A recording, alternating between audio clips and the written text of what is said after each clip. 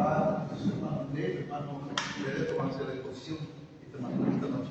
Exactamente 7 y 9. Tenemos un minuto para orar esta noche. Oremos. Padre, te damos gracias, Señor, por este tiempo maravilloso que vamos a estar aquí aprendiendo tu palabra, Señor. Ministranos en este tiempo, estos labios de Israel. Y que este curso, Señor, que estamos llevando sea de mucha bendición, sobre todo porque trata de la doctrina, la cual, Señor, es indispensable para que una iglesia saludable pueda desarrollarse. Y podamos, Señor, explicar todos nuestros seres y saber que conocemos a la luz de tu palabra, el cual nos guía y hará que seamos sabios y hará que andemos, Señor, que nuestra fe sea viva y podamos, Señor, expresar a través de nuestros hechos que tú, Señor, nos has enseñado a través de tus siervos, los cuales han traído vida. Te agradecemos, Padre, esta noche, con todo nuestro amor, con todo nuestro corazón, estamos aquí, Señor, para entregar lo que con nosotros, abriendo nuestro entendimiento, Señor, para que tu palabra sea iluminada en nuestro corazón y podamos, Señor, crecer, desarrollar nuestra fe. Te agradecemos, Padre Santo, bendice a mis hermanos que están aquí, como también a los que aún desean ir a Galilea y están en camino, que hoy no puedan apresurar sus pasos para que puedan estar acá y aprender.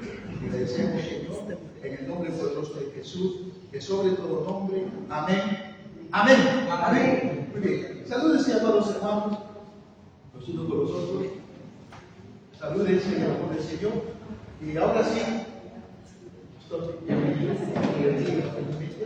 ahora sí, vamos a ahora sí, va a pasar nuestro hermano Andrés, nuestro hermano Renato, que van a empezar la exposición del tema que yo tiene que desarrollar. Bienvenido, hermano César, hermano Andrés y hermano Renato. Dios les bendiga.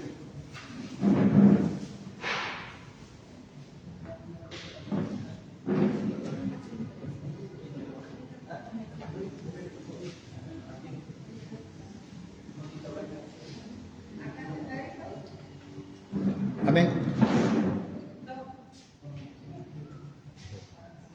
Ya. Ya puede empezar, hermano. Hermanos, muy buenas noches. Dios los bendiga, hermanos, los saludos de las buenas que están cada uno de ustedes. El tema que vamos a tratar es la Biblia, la bibliografía.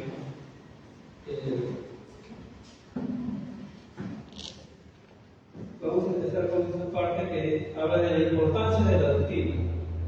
La doctrina bíblica es quizá la más crucial y fundamental de todas las doctrinas, porque lo que creemos acerca de Dios y de la relación que tenemos con Él parte de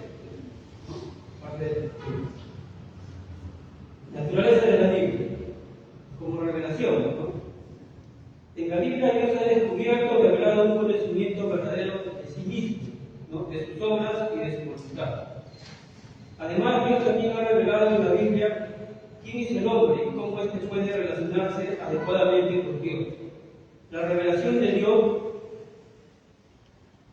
hay dos formas, o digamos, dos formas principales, ¿no? La revelación general es aquella en la cual Dios ha revelado su existencia, sus características y su poder divino, ¿no? A través de la creación.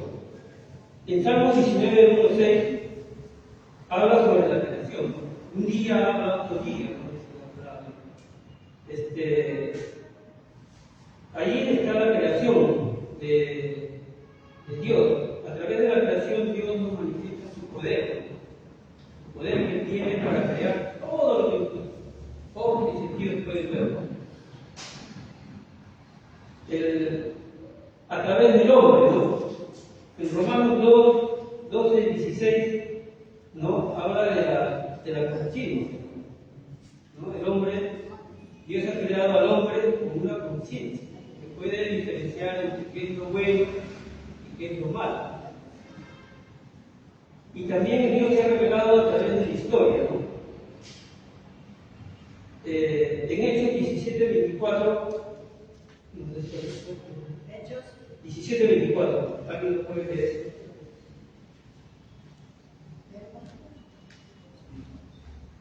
Dios controla el curso de los sucesos del mundo. Dios tiene el control de la historia.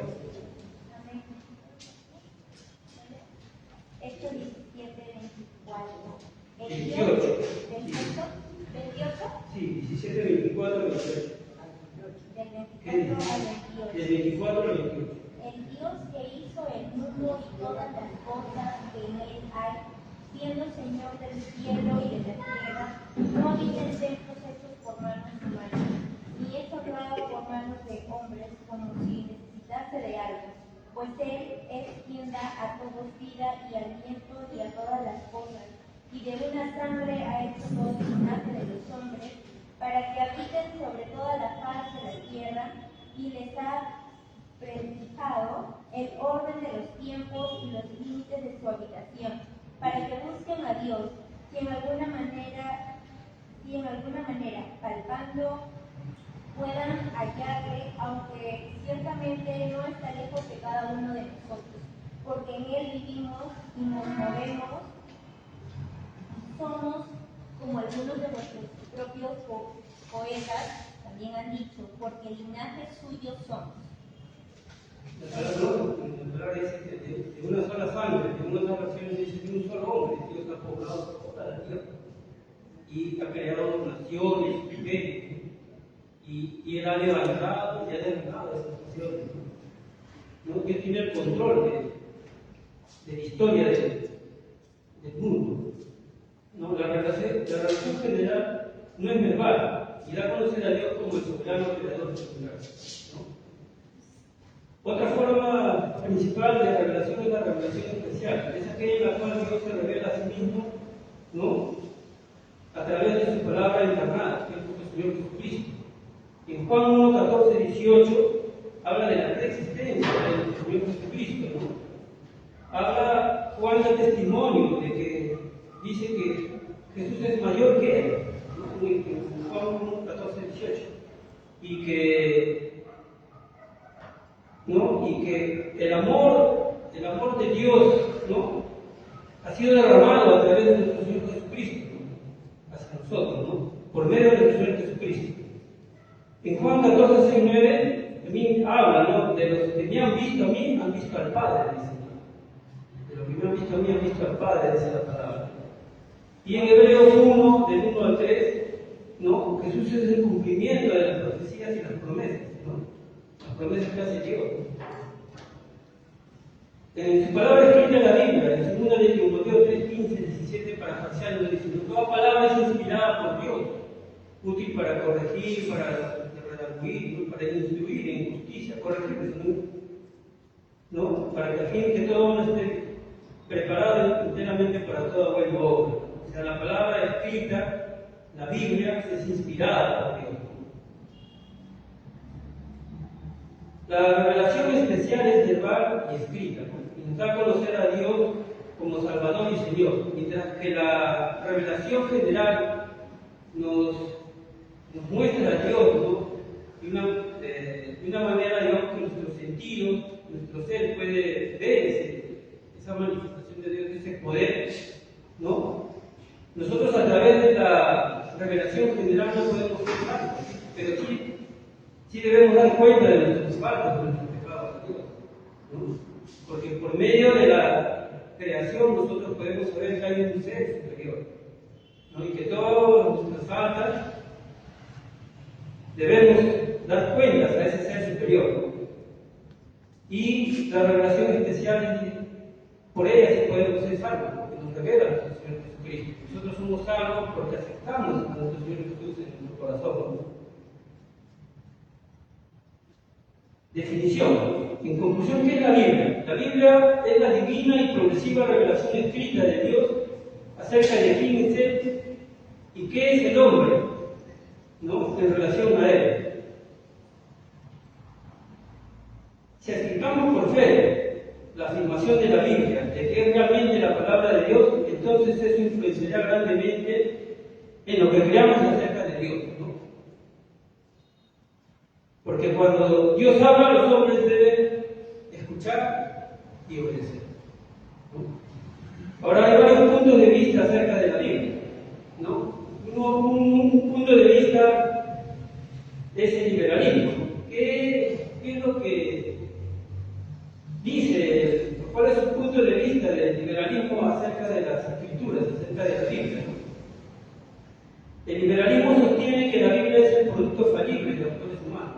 Muchas veces escuchamos decir que la Biblia le escribió al hombre, ¿no? Y no nos quieren escuchar cuando le queremos predicar la palabra de Dios. Así argumentan, ¿no? La Biblia contiene relatos de los hombres acerca de Dios. O sea, la Biblia tiene para esas personas cuentos, fábulas, y no creen en lo que dice la palabra de Dios. Los milagros sobrenaturales de la Biblia no pueden ser aceptados como verdaderos. No. La verdad de la Biblia depende de la comprobación, la razón y la experiencia humana. Hay que hacerle como un laboratorio, ¿no? Como hacemos un experimento, tenemos que demostrar las cosas que están en la Biblia, ¿no? Eso es lo que plantea el liberalismo.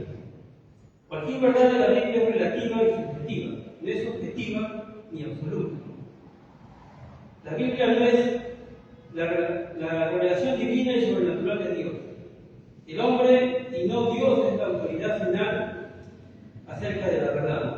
El hombre es el que tiene la razón, la verdad, no es Dios, ¿no? Por eso el hombre hace cosas contrarias a lo que dice la palabra de Dios.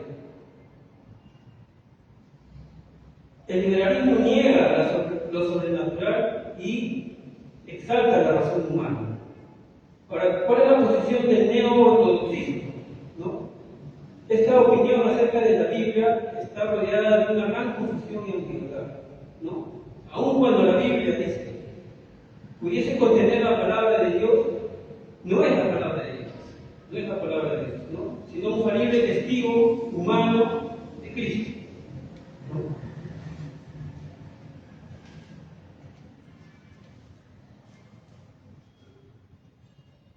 Cristo es la palabra de Dios, pero según lo experimente uno en un encuentro personal. O sea, más importancia le da al ortodoxismo a un encuentro personal, ¿no? La revelación que hace de sí mismo viene solo a través de una experiencia personal con Él, no a través de la Biblia, ¿no?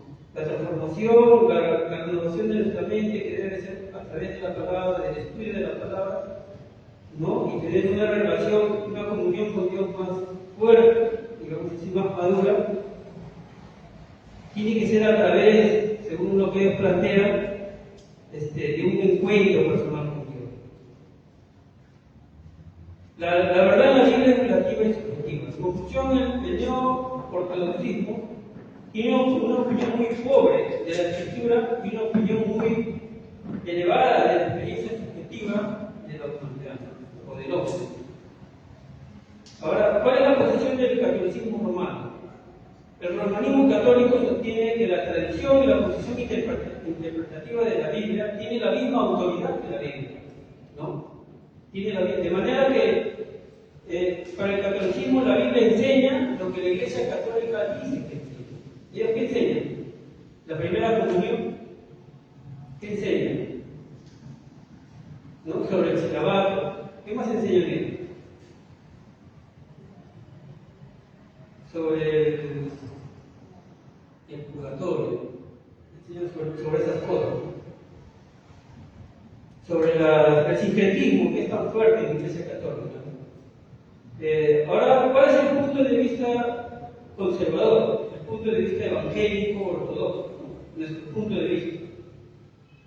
La Biblia es la revelación divina y sobrenatural que Dios dio de sí mismo. Las palabras inerrables de la Biblia son inspiradas por Dios, ¿no? Como dice en 2 de Timoteo, capítulo 3, ¿no? Toda palabra es inspirada por Dios, ¿no? La Biblia no es subjetiva ni relativa, la Biblia es objetiva y absoluta, ¿no? Dando por entendido que la Biblia debe ser estudiada honesta, cuidadosa, inteligentemente, su verdad y exactitud son totalmente independientes de la razón y experiencia humana, hermano. Lo que yo creo, ¿no?, acerca de la palabra de Dios perfecta, ¿no?, va a influenciar eso, ¿no?, acerca de lo que yo creo de Dios. Y, digamos así, lo que yo creo, lo que está escrito en la palabra de Dios, influye en mi ser, influye dentro de mí en lo que yo creo de Dios, ¿no? Pero no nos va a pasar a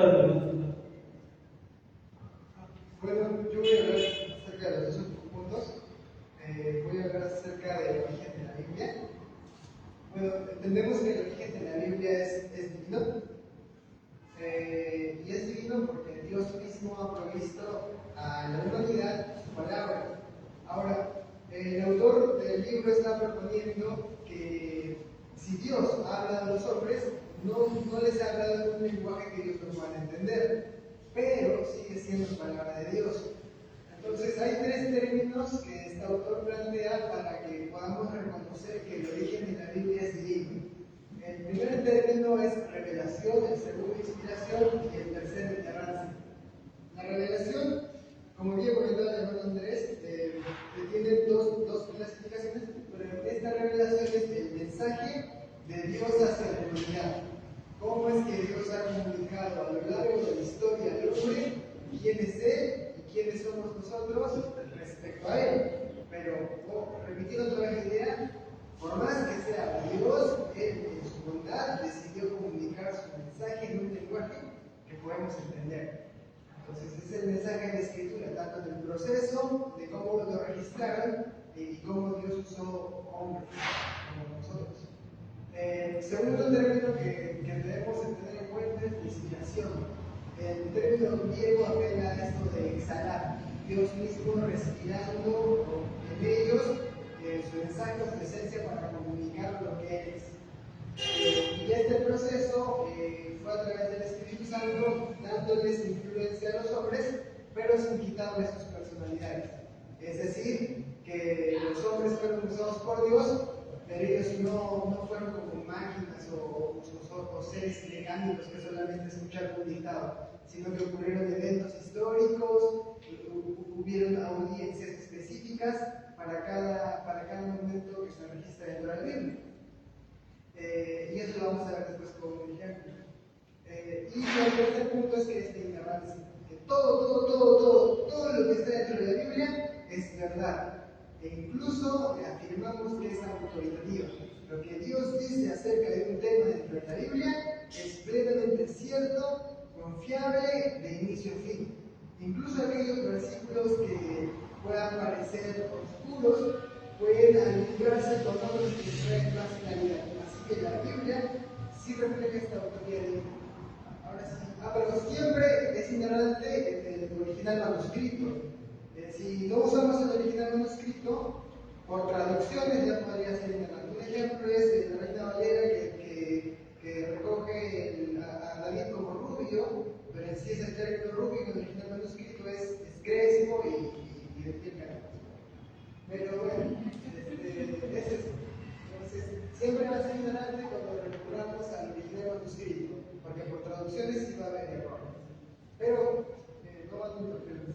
Ahora sí, y para acabar, ya casi acabamos, tenemos tres puntos de vista falsos. Algunos hombres argumentan que solamente parte de la escritura es cierta, pero lo demás no es cierto. Y eso estaría mal, porque si la Biblia es el mensaje de Dios, o todo es cierto, o nada es cierto. Entonces, el carácter de Dios en bondad y justicia se refleja a través de su palabra. Y si Él dice que algo es verdad, es verdad. Otros argumentan que la inspiración acerca de la escritura bíblica solamente es un dictado, pero como les había mencionado hace rato, no puede solamente un dictado. Claro que hubieron ocasiones en las que Dios dictó a Moisés las tablas y él las registró, pero en otras ocasiones, como hace rato leyó Gerald el versículo en Hechos, también se registran otros manuscritos de otros escritos. Por ejemplo, como algunos de sus poetas dijeron, eso estaba escrito en otros libros y fue incluido dentro de la Biblia. Así que toda inspiración ha sido para los hombres, pero también para la escritura. Así que no es que Dios les haya quitado el libre albedrío, también usó sus personalidades para ellos, para nosotros no. Y el último punto es, solo los hombres de Dios fueron inspirados, pero las palabras no, está relacionado con lo anterior. Tanto los hombres de Dios fueron inspirados como las propias palabras que Dios usó, que están registradas dentro de la Escritura. Y ahora sí, para acabar, vamos a hablar de un punto más que menciona el autor, que nos hace recuerdo de la iluminación. van a haber distintas palabras dentro de la escritura que van a ser muy complejas para nosotros. De hecho, van a ir en contra de nuestra lógica humana, pero el Señor Jesús en Juan 14:26 hace una promesa: no los voy a dejar solos, sino el Espíritu Santo vendrá a ustedes y les enseñará todas las cosas, pero también les recordará las cosas que les he dicho. Entonces, no tenemos un Dios que nos deje solos en nuestra exploración de la Biblia, sino que nos acompañe. Esto se llama la iluminación, el misterio de aclararnos cuando estamos totalmente perdidos y desconcertados por algo. El Espíritu Santo en su bondad nos enseña lo que es cierto y verdad. Y bueno, esto es la doctrina de la teología.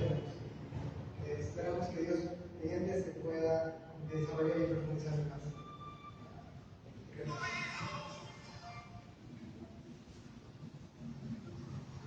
Un aplauso.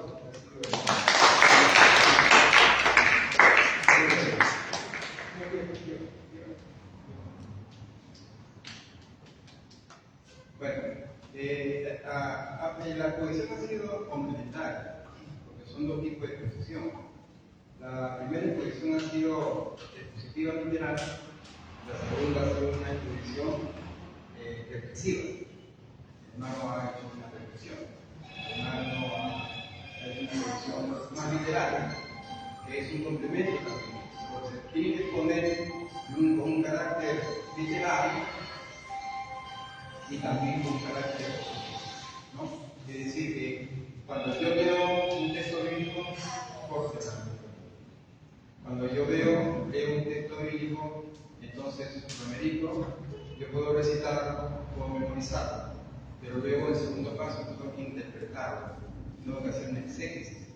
Y para hacer una exégesis, obviamente que tengo que hacer un paso de carácter hermenéutico, ciertos análisis estructurales, históricos, teológicos, etc., ¿no? Entonces, la cohesión ha sido rica porque ha tenido dos vertientes, una en su carácter literario y otra en su carácter expositivo. Por lo tanto, los puntos que han mostrado tanto literalmente y profesionalmente están de acuerdo con el estudio, están de acuerdo con la Biblia, sobre todo, que es más importante, ¿no? Y también con el estudio público. Bien, solamente para enfatizar la importancia de la revelación especial de Dios y la revelación en general. Que la Biblia, lo primero que expresa a Dios, se da a conocer como un Dios todopoderoso y creativo también, y la revelación general.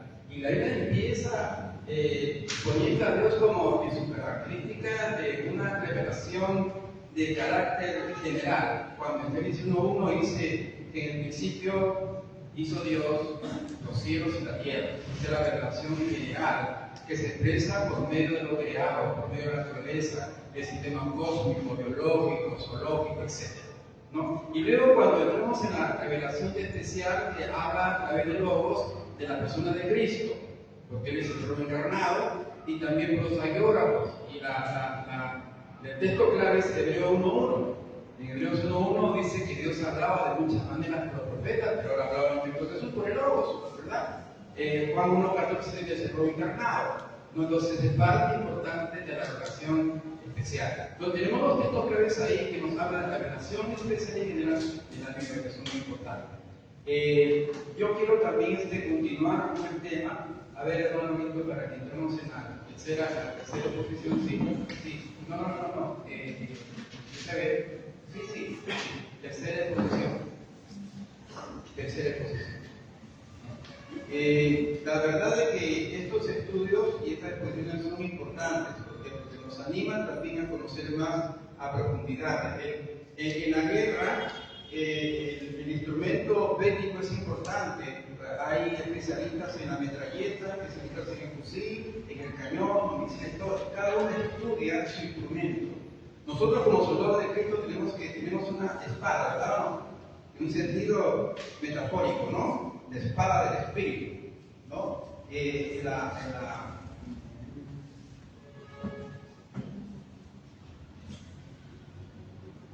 PowerPoint.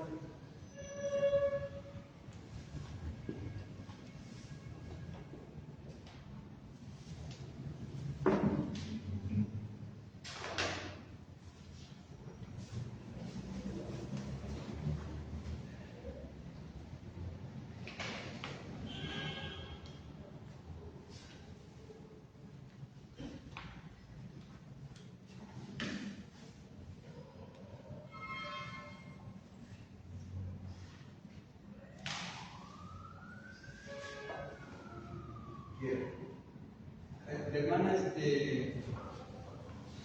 hermana, también, por favor, pásale. Sí, está en el grupo. En el grupo. Uy, ya no, me dieron el corazón. Está. Bendecido, hermano. Gloria al Señor. Gloria a Dios. No creo en tanta belleza.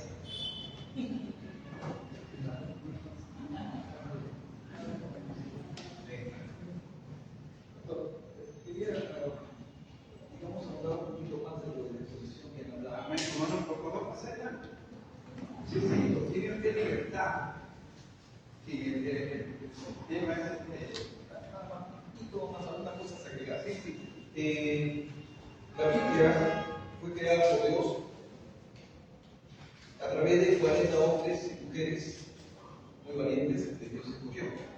Ya sabemos quiénes son.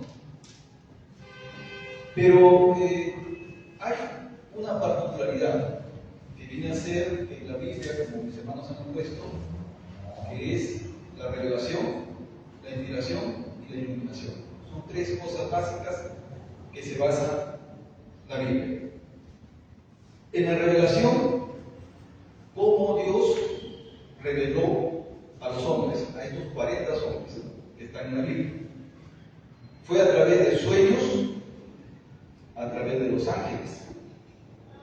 Recuerdan los sueños de cada uno de los profetas que tuvieron. No solamente profetas, sino hombres que jueces están, que no fueron profetas, ni tampoco eran líderes, simplemente eran hombres de batalla, hombres esforzados, ¿no? Escogidos de Dios. Y por eso que en la revelación Dios revelaba a través de los sueños y a través de los ángeles. Esa revelación les daba a estos 40 hombres y mujeres que a su vez fueron inspirados para la escritura. La inspiración es escritura. Y de ahí la iluminación. La iluminación viene a ser entender, de que puedan ellos tener ese conocimiento. Entonces, si se dan cuenta la relación que hay. A través del sueño, José pudo ver su próximo futuro. Y eso fue revelado a José. Estoy poniendo un ejemplo, porque casi todos supieron. Después esa revelación que Dios le dio a José lo inspiró en el libro, ¿no?, que estamos hablando de la Biblia. Comenzó si no me equivoco, en Éxodo o Jueces, me parece. Lo que José iba a hacer fue inspirar la escritura. Y la iluminación es el entendimiento que hubo de ese acontecimiento. Y cada uno de ellos, por eso, en esto solamente quería agregar, que Dios hoy en día estamos en la iluminación. Porque la Biblia ya está revelada, ya está inspirada. Pero, ¿qué estamos en estos tiempos? La inspiración. El que nos hace entender cuando leemos la palabra. No solamente es el pastor, el líder, etcétera, quien le va a dar un conocimiento, sino el Espíritu Santo. Se dice que el Espíritu Santo es el que revela, ¿no? O sea, hace que uno pueda entender esos códigos espirituales. Nada más eso quería aclarar. Gracias. Muy bueno el aporte. Y es verdad porque también sí, el libro de Job, en el 14 dice claramente que Dios habla por sueños también. Lo que es un instrumento que Dios utiliza para revelar, para buscar, para encaminar, para observar, para decir. Como dice Sierra, hoy dice para apartar al hombre de su cuerpo. Pero también usa los demonios.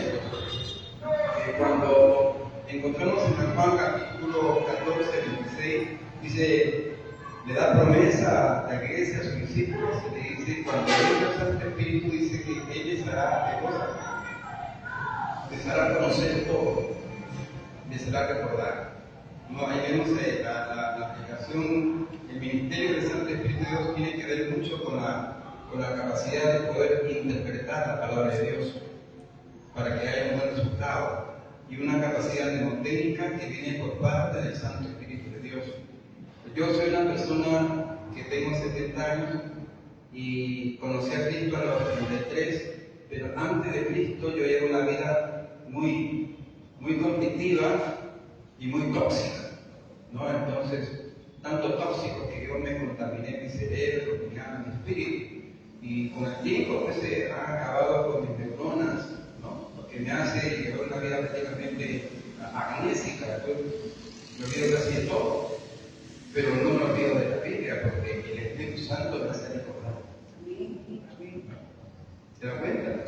Que el poder mnemotécnico del Santo Espíritu en nosotros, que nos hace recordar que la mente finita uno no puede interpretar ni entender ni reservar ni consolar palabras si no es con la ayuda del Santo Espíritu de Dios, especialmente a los expositores, que nos ayuda. Dice, cuando venga el Santo Espíritu, Él les enseñará. ¿Cómo así? Teoneustos. Teoneustos es una palabra griega compuesta.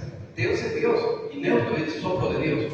Viene la inspiración, el sequín, el rema, para poder comprender con exactitud el auténtico mensaje de Dios para su pueblo.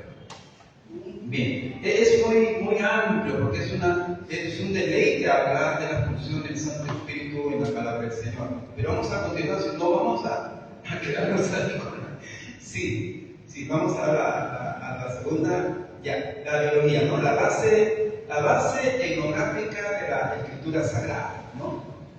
Todas las sagradas escrituras fueron escritas por amigos de cultura oriental, ojo acá, en un marco de costumbres, de tradición, folclore y lengua. Esa es la parte cuando hablamos de la base etnográfica. La etnografía tiene que ver con la cultura de los pueblos. Y entonces cuando vamos a ver los escritores, los agiógrafos son escritores sagrados. La agiografía es palabra griega compuesta. Agios, sagrado. Agio, ¿no? Y grafia, ya la escritura. Entonces, en la base etnográfica es muy importante saber que los escritores de la Biblia fueron de Oriente Medio, etc., ¿no? La parte de Asia, la antigüedad, ¿no? Y la cultura de ellos, ¿no? La costumbre, el folclore, la tradición, eran muy diferentes a la cultura de Occidente, de Latinoamérica, por decirlo.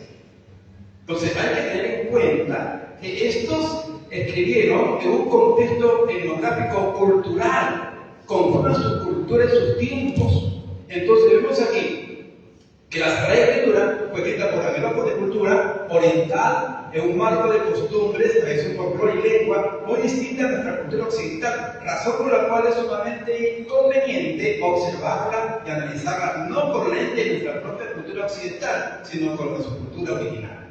En otras palabras, para el estudio de la Biblia es necesario considerar las bases etnográficas y culturales de sus tiempos y espacios de inspiración y redacción, investigar en qué se dio, a quién se dio, por qué se dio, dónde se dio y cuándo se dio. Refirió el mensaje.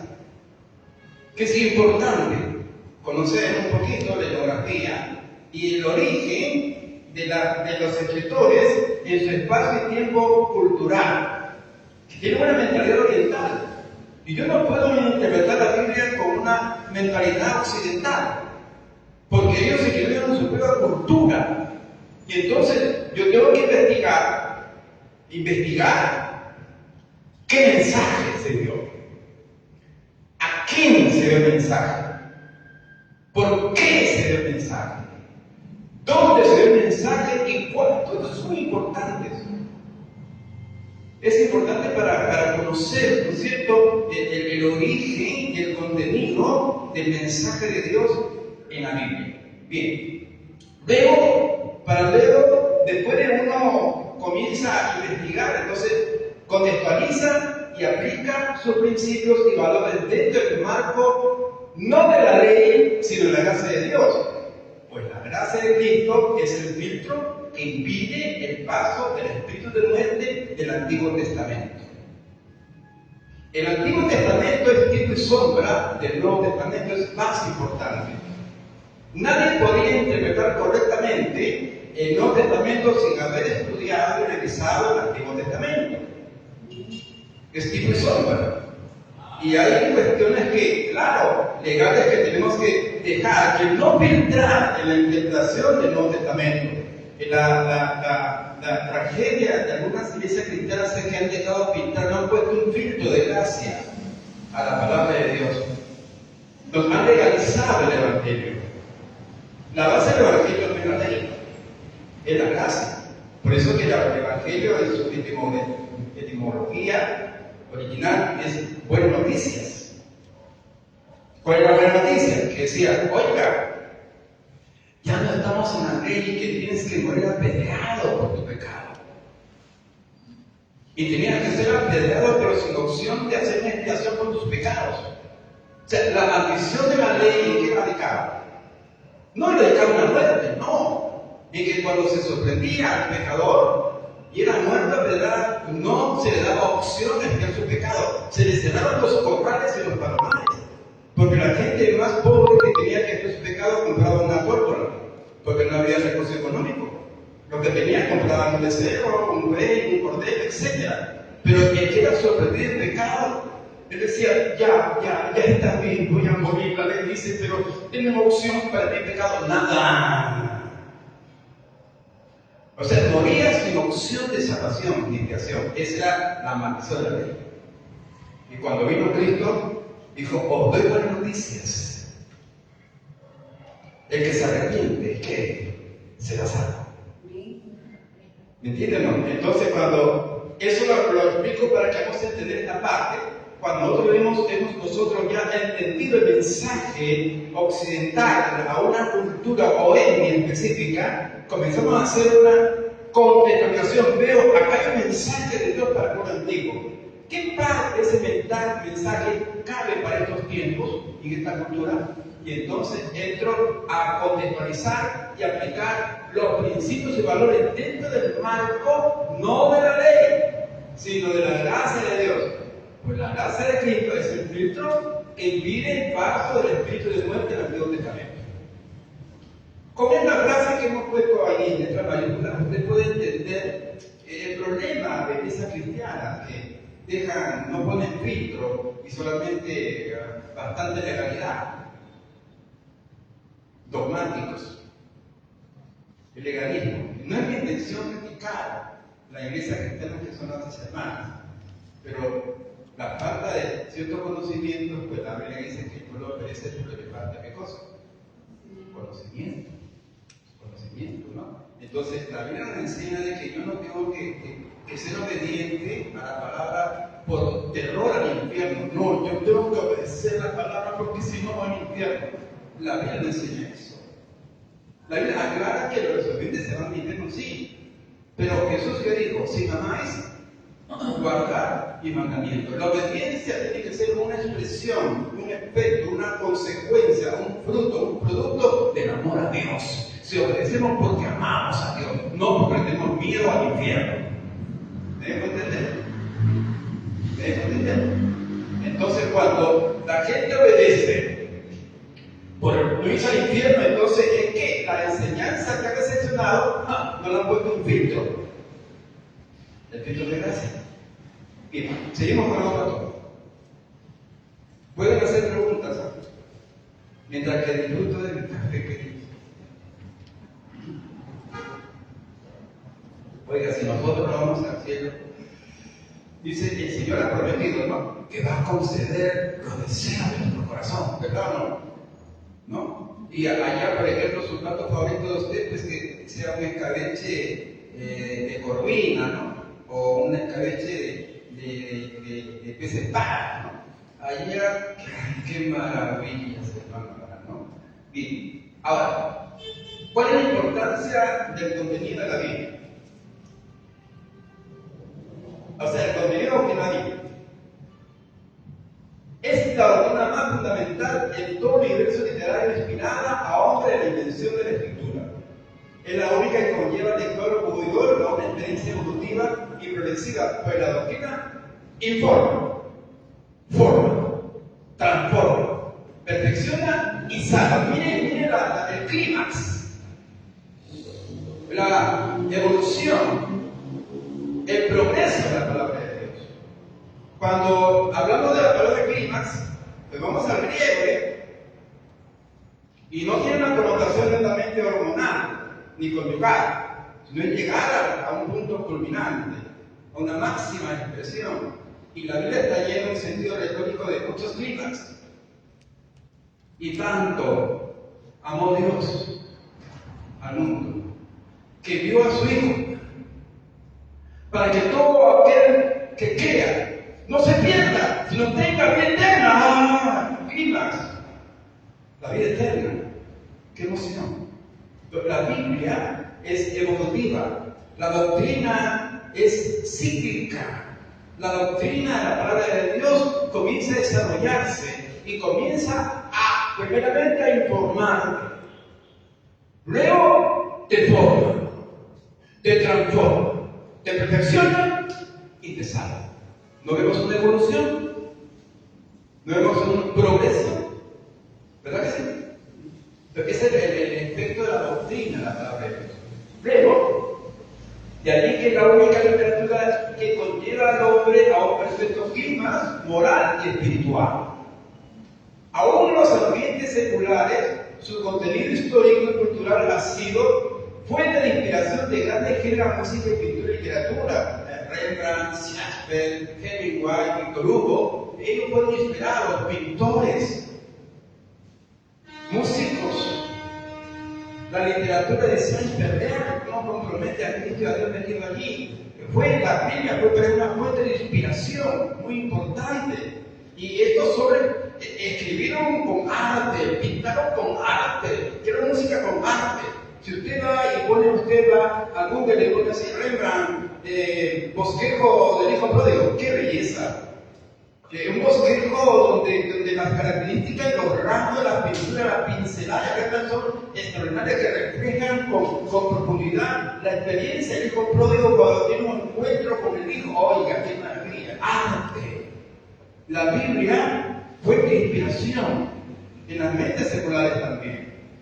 Entonces, vemos aquí que finalmente la doctrina bíblica esculpe nuestras mentes y espíritus con un carácter propicio a Dios, perfeccionando la imagen deteriorada que heredamos la Colosenses 3:10. Colosenses 3:10, miren la importancia de la doctrina. Vean por favor, Colosenses 3:10. Oye, qué rico está acá.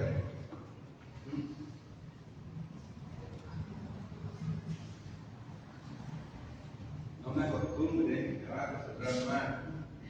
Después cuando no haya mi cortadito, lo voy a reclamar al pastor. Vale, por favor. 3:10 Colosenses.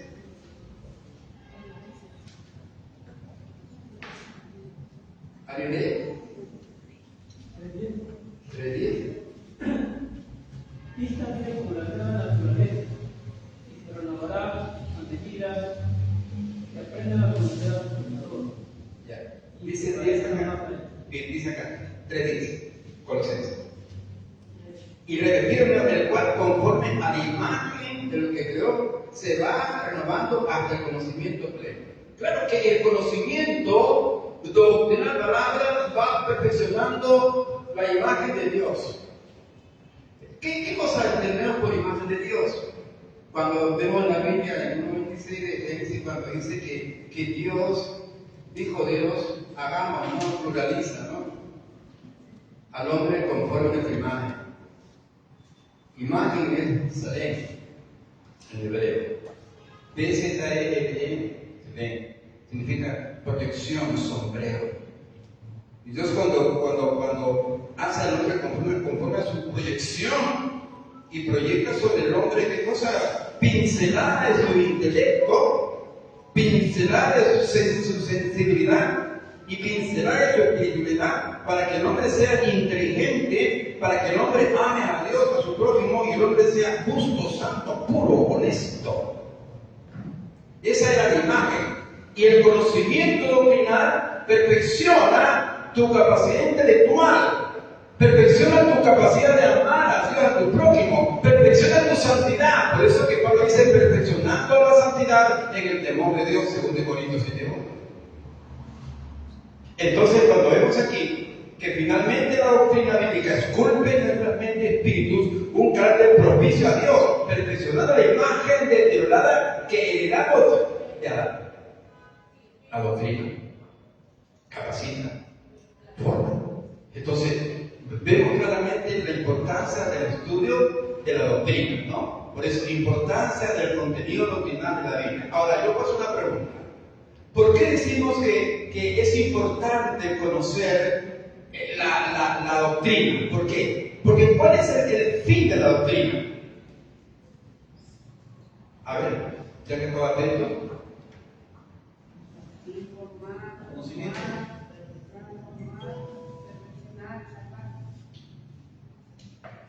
Claro, esa es ¿cómo se llama? La evolución de la doctrina. Pero el fin, ¿no es cierto? No, el que va a perfeccionar la imagen nuestra, la imagen intelectual se va a perfeccionar. Tu manera de pensar. Y vas a ser una persona con más capacidad, digamos, intelectual. Habrá creatividad, habrá inventiva, habrá ingenio, habrá talento, habrá inteligencia, habrá sabiduría. La doctrina, la palabra te puede ser sabio, dice Pablo a Timoteo. Va a personar tu capacidad afectiva. Vas a amar mejor a tu cónyuge. Vas a amar mejor a tu prójimo. Y vas a amar mucho mejor a Dios. Va a perfeccionar tu parte afectiva. Y también va a perfeccionar ¿qué cosa? Tu honestidad, tu honradez, tu ética, tu moral, tu espiritualidad. Esa es la doctrina. No solamente un mero conocimiento de la palabra del Señor, sino que ese conocimiento doctrinal va a perfeccionar tus caracteres intelectuales, afectivos y espirituales.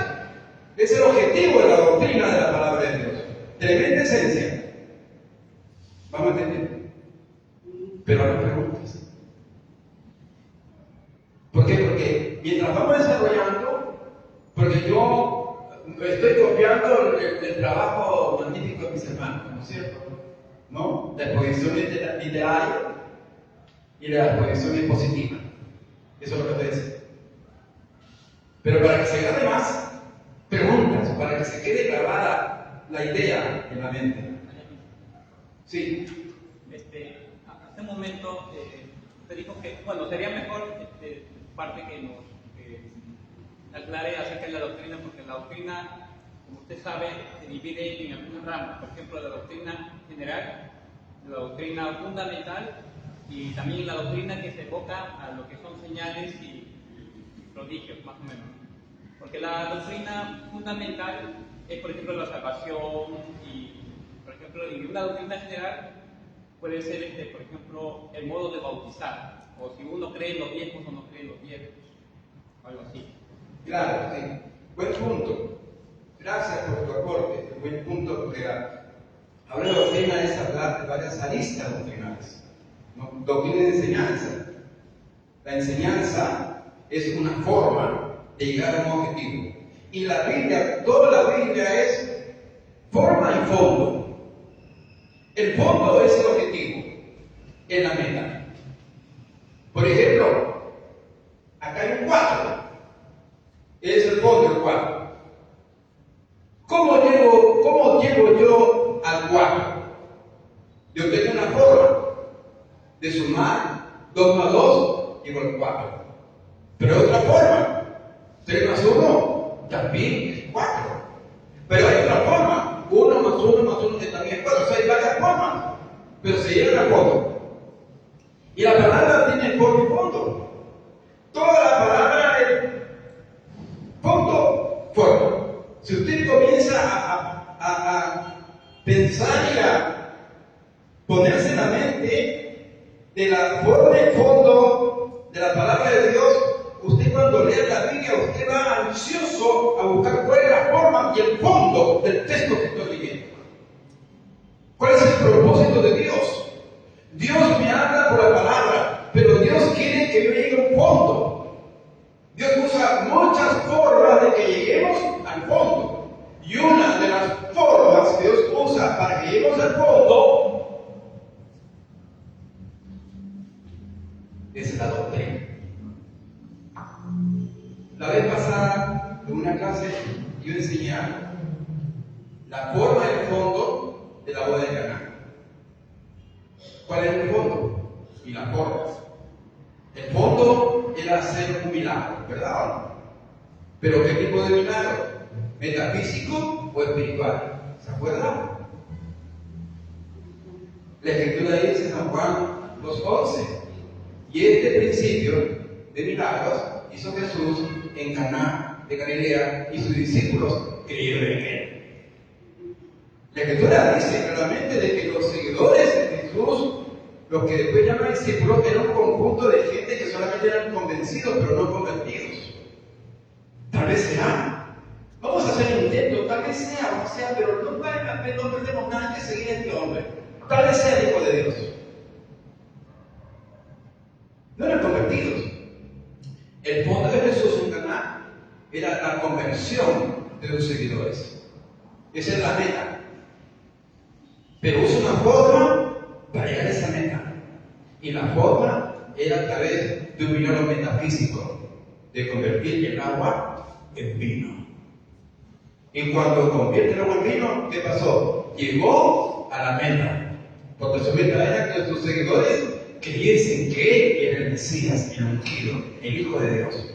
¿Me dejo entender? La doctrina contiene forma y fondo.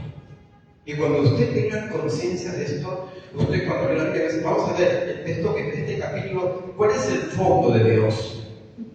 Y la forma de Dios que usa para llegar a este propósito. Entonces usted le va a encontrar un poquito más de sazón a la lectura de la palabra de Dios, porque sabe que en lo que está leyendo probablemente hay forma y forma. Si hay forma y forma. Si usted dice, sé santo o no soy santo, ¿cuál es la forma que sea santo? Yo no quiero que ustedes pasen, no te desesperes cuando no te estreses, dice la Biblia. Jesús en los principios del reino advierte el libro de Mateo 6, el libro de dice, no te estreses, no te afliges, no te desesperes, no te angusties cuando tienes crisis económica y no tienes que comer, que vestir, que beber, porque así se preocupan los que no conocen los principios del reino. Mas tú tienes que conocer que Dios está expectante de tu necesidad. Busca mi reino y lo demás vendrá por el reino. Entonces ahí vemos también forma y fondo, porque Dios nos dice, no te preocupes, que yo te voy a sostener. Señor, pero ¿de qué manera eso? ¿Cómo puedo alcanzar el sostén? ¿Cómo puedo alcanzar tu bendición? ¿Cómo puedo alcanzar la prosperidad? ¿Cómo puedo alcanzar mi objetivo? Busca mi reino primero y lo demás viene por añadidura. Forma y fondo. Y nos evita la religiosidad. Necesito rodillas en el templo. El pastor, deme la llave que voy a estar en el templo, pastor, porque estoy buscando de Dios bastante, porque tengo necesidad. Pastor te dice, señorita, ¿sabes qué? Sal del templo y anda a reparte tratado, busca el reino para que Dios pueda suplir tu necesidad. ¿Sí? Es muy interesante lo que usted está hablando, porque hizo ver también lo de Pablo. ¿Cómo llegó Pablo a los griegos? Que tuvo una estrategia para llegar, porque esa es una de las formas que usó, pero ¿cuál es el fondo que usted dice? Que ellos puedan leer la palabra y ser salvos. Claro. Pablo era un hombre que recibe revelación y de un éxito consecutivo y constante. Recordemos que cuando él entra a Atenas, entra a una ciudad cosmopolita y netamente griega, y encuentra ahí un letrero que dice al Dios no conocido. Es que la mentalidad mitológica de los griegos, aunque cuando había una desgracia, un tsunami, una erupción volcánica, un terremoto, maremoto, una plaga, etc., es que habían ofendido de una u otra manera a sus dioses mitológicos. Y como decían, de repente ha pasado esta desgracia, esta plaga, de repente no estamos adorando a un Dios que está celoso o está furioso porque no le hemos rendido homenaje. ¿Quién será? Por si acaso, a Dios no conocido, para que no se ofendan los dioses. Y cuando Pablo ve esa cosa, se le prende la caperuza. ¡Ja! Venga para acá, a ese Dios quiero predicar. que me quiere ya, aprovechando las oportunidades. El creyente tiene que aprovechar muchas oportunidades para llegar a Cristo a los corazones de la gente que no tiene nada de Dios. Bien, seguimos entonces con la otra parte que estamos entendiendo, ¿no? Pregunten, pues. Sí, Marta.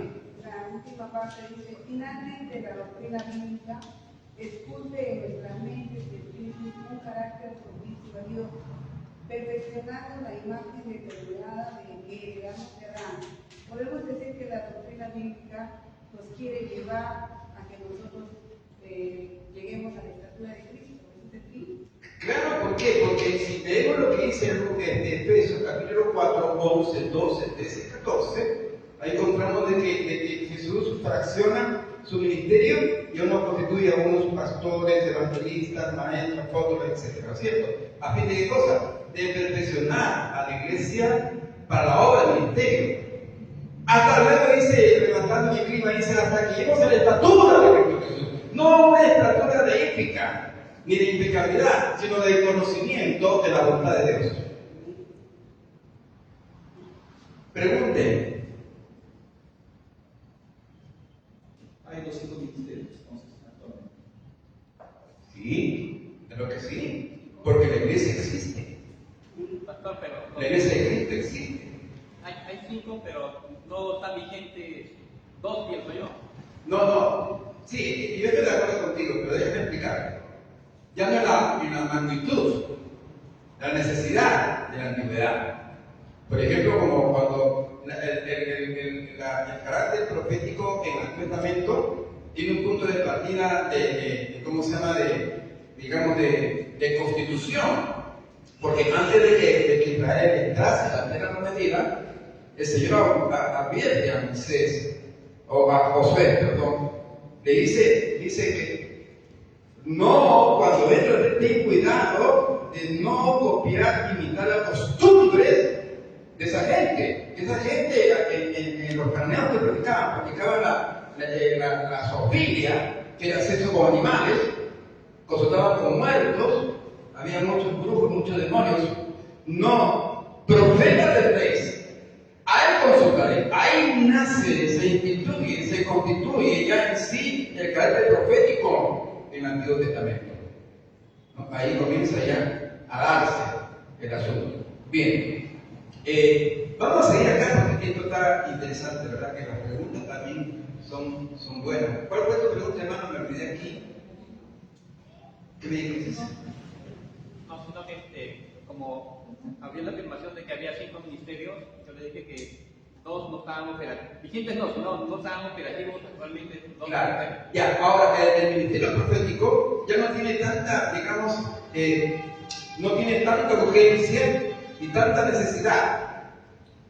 Una de las razones de que Dios prohibió el profetismo era porque el profeta era la persona que llevaba el mensaje de Dios a su pueblo, ¿verdad? Pero cuando se inventa la escritura y comienza a plasmarse la palabra de Dios por los agiógrafos que eran escritores sagrados, entra allá Pedro, donde dice que la palabra profética más segura está aquí. ¿Por qué? Porque iba a haber un movimiento de falsos profetas que iban a poner intransigencia con el verdadero mensaje de Dios, con una postura profética que no venía de arriba, sino venía de la mente humana. Entonces, gente que estudiaba los manuscritos antiguamente y interpretaba, esto significa esto, entonces es profético. Así dice el Señor, me ha revelado. O sea que se ha dado cuenta que en la escritura hay un mensaje escondido que lo da, es una revelación profética para ellos, pero no era así. Era una profecía de la mente humana, no era un honesto que venía de parte de Dios.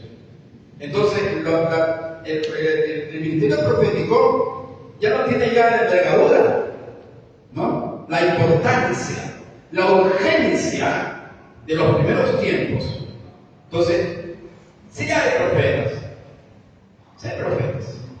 pero ya no con ese pues, sustancia, ya porque tenemos una palabra profética más segura. Eso no es despreciar a que tiene el don de profeta. Por eso decían, vigentes no están operativos actualmente. Claro, no tiene, mejor dicho, esa es esencia que tenía en sus momentos originales. El Génesis profético es muy distinto al clímax cronológico del profeta de la antigüedad. No tiene el mismo peso. En los Es muy distinto. antiguos tiempos, después de la tribulación, se va a volver a restaurar el ministerio profético con los 2 testigos, por ejemplo. Claro, eso sería ya un tema ya de carácter escatológico, ¿verdad? Las preguntas tuyas son buenas, son lícitas, pero también amerita un estudio un poquito más amplio para poder satisfacer con respuestas adecuadas a la audiencia. Pero gracias por todo. ¿Algún predicador se puede decir profeta? ¿Aunque? ¿Un predicador? ¿Profeta? No. ¿El profeta qué es un profeta? Profeteia, ese era el origen griego para profeta. Profeteia. Es alguien que trae un mensaje fresco, contundente, preciso y certero para un tiempo o una circunstancia. El predicador está predicando la Biblia que ha sido escrita varios miles de años. No puede decir un mensaje fresco para una situación fresca de la iglesia. Entonces el profeta que viene de parte de Dios, yo he tenido la experiencia y ¿por qué no decir la dicha? Porque al principio yo era un poco escéptico en cuanto a los dones carismáticos, ¿no? Pero después entendí, ¿no? Que los dones carismáticos son parte del ejercicio del ministerio del Santo Espíritu de Dios, muy importante para edificar la iglesia. Cuando Pedro está escribiendo, en 1 Pedro 4:10, dice, no, cada uno, según el don que ha recibido, ministra a los demás, como buenos administradores de la multiforme gracia de Dios. Dentro del marco carismático que habla Pedro, están los dones de profeta, apóstol, pastor, evangelista, maestro. Pero también están los dones de revelación, de inspiración de poder. Los dones de revelación, palabra de ciencia, de sabiduría, discernimiento de espíritu, de inspiración, lengua, interpretación de lengua, profecía, de poder, sanidad, milagro y don de fe. Son dones que existen en la iglesia, sino que están un poco dormidos. El don se desarrolla cada uno cuando ha nacido de nuevo por fe en Jesucristo, recibe en perspectiva un don. Y ese don se manifiesta cuando el creyente alcanza madurez espiritual. Se enciende cuando está maduro. La fruta se come cuando está madura. Hay en la iglesia mucha gente que tiene dones, pero no ha madurado, por eso que no hay madurez espiritual del creyente, pues no hay madurez del don, no puede manifestarse Dios sus dones. Sí, dones. Por supuesto, usted dime don. Solo falta desarrollar. Por supuesto, falta descubrirlos. Y yo estaba mirando, ¿y cómo te reconoces? Tampoco. O sea, yo conozco varias personas pero yo soy profeta, y siempre dicen, Yo no creo cuando él. yo solamente lo digo, de un profeta realmente que yo sí conozco, un profeta que he conocido, me vio, me dijo, tú tienes un problema, tú eres así, el Señor te está llamando. Así me dijo, así de frente. Sí, pero no hay gracias por ello, porque no hay que confundir, ojo acá. Por eso que Pablo en 1 Corintios capítulo 12, de frente dice, no quiero, hermano, que ignoréis acerca de los dones del Espíritu Santo. Porque a veces se manifiesta la palabra de ciencia, que significa hablar de un acontecimiento pasado y presente. Palabra de sabiduría es hablar de un acontecimiento presente y futuro. Entonces, cuando hay palabra de ciencia y se levanta el vaso y dice, hermanos, el Señor me ha mostrado esto y me está mostrando que aquí hubo una persona que en la mañana intentó suicidarse. Yo dice que se arrepienta. De repente se levanta y dice, sí, me arrepiento. ¿Quién le dijo? Y Pablo y Pedro le dicen a mí, Ananías, ¿por qué reteniste lo prometido con el Señor? ¿Quién le dijo? que se activó el don de palabra de ciencia que permite conocer un conocimiento pasado y presente. Entonces, cuando se manifiesta en la iglesia un don de palabra de ciencia, la gente confunde. Profecía, ¿qué es profecía? La profecía tiene otras connotaciones, es más universal, es más amplia en sus conceptos. La profecía, el don de profecía, el que tiene profecía, tiene otros dones adicionales como lengua, integración de lengua, palabra de ciencia, sabiduría. Entonces, cuando se manifiesta, por decir, entre como una profecía que solamente habla del pasado, no es profecía, es una manifestación de palabra de ciencia. Simplemente. Es muy bueno. Me hace recordar a la hermana Amy cuando dijo de todo. Usted también. Primero, todos venimos con un talento. Todos. Y el Espíritu Santo convierte el don para el propósito de su iglesia. Ese es su principio básico. Segundo, de los profetas. Profeta nunca viene y se da el cliché. Yo soy profeta. Nunca. Eso es lo que dice, yo lo que dice hermano. Yo no creo cuando una persona dice yo soy profeta, ya no, ya fuiste. No. ¿Se limitó? No. La Biblia dice, El profeta nunca tampoco te dice de frente, sino siempre revela, te dice Dios me ha dicho. Pues cuando dice así, entiende, pero si no te dice eso, es de hombre. ¿qué pasa si, por ejemplo, le hago una pregunta a la iglesia? ¿Qué pasa si yo vengo, me autotitulo o me presento como profeta? Y digo, así dice Jehová. He aquí que viene el tiempo que la iglesia será sacudida por una pandemia que por acá que por allá. Si alguien me dice a mí, así dice Jehová, yo lo siento. Siéntate. Porque el Espíritu Santo no puede equivocarse con el yo soy, con el nombre de Dios. Las profecías del Nuevo Testamento, los profetas decían, así dice el Señor, o así dice el Espíritu Santo. Antiguamente decía, así se lleva antiguamente, pues. Pero toma la inspiración del Santo Espíritu. Entonces, cuando me dice a mí, así dice Jehová, siéntate. Acá también dice Jehová, y esta es la palabra segura, más segura. ¿Por qué? Porque van a haber falsificaciones de dones. Eso es lo que puedo decir. Es bien amplio de conocer al profeta. Bien amplio. Hay bastante. Bien, para avanzar, actualmente el diablo está falsificando el don de profecía con el don de adivinación. Ojo, cuidado con él.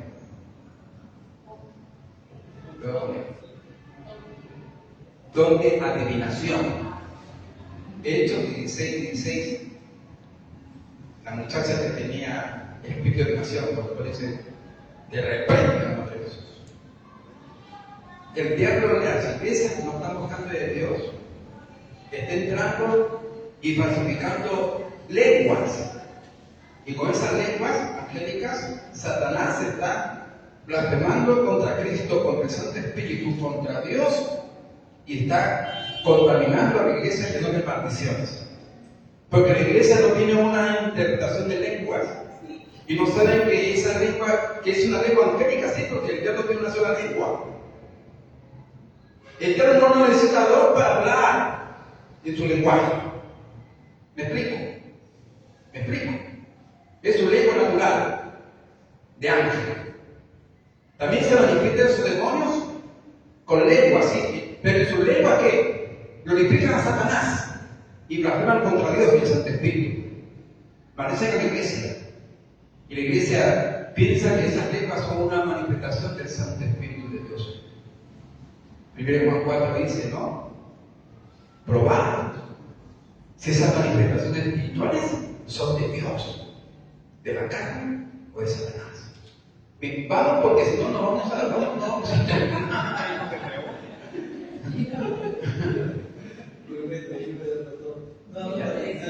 Que una de las cosas que tenemos que tener en cuenta, hermanos, es el reconocimiento. Mire, Jesús nos enseñó, basándonos en la Biblia, Jesús nos enseñó cuando Él pasaba, la gente le reconocía. Sin estudiar, sin tener título, decía, él es maestro. La mujer es ¿cómo se llama? Por samaritano. Sí, la samaritana. Este es profeta. Este es evangelista. Todos lo reconocían. Por eso es que no es títulos, sino que el Espíritu Santo le hace reconocer a usted. Y le dio nuestro pastor, maestro. ¿Cómo dice? No, yo no tengo don de maestro, yo tengo el don de enseñanza. Maestro es otra categoría pesada. Maestro es el hermano César Mamá, dice. Él es el mentor. Bien, ya, entramos acá, ya, la naturaleza de la Biblia. Ya. La naturaleza informativa de la Biblia en su perspectiva antropológica, o sea, el hombre, la antropología es el estudio del hombre.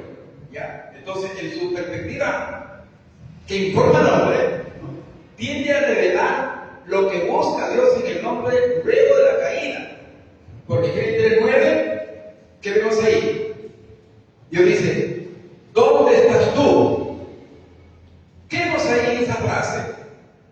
3 acciones de Dios, del corte misionero evangelístico. Primero, cuando Dios dice, ¿dónde estás tú? Dios está buscando al perdido. Cuando dice, ¿dónde estás tú? Dios encuentra al perdido. Y cuando lo encuentra, lo restaura. Dios busca, encuentra y restaura. La misión de la iglesia, tanto en su carácter colectivo como individual, es salir y buscar al perdido, encontrarlo y reconciliarlo con Cristo Jesús. Amén.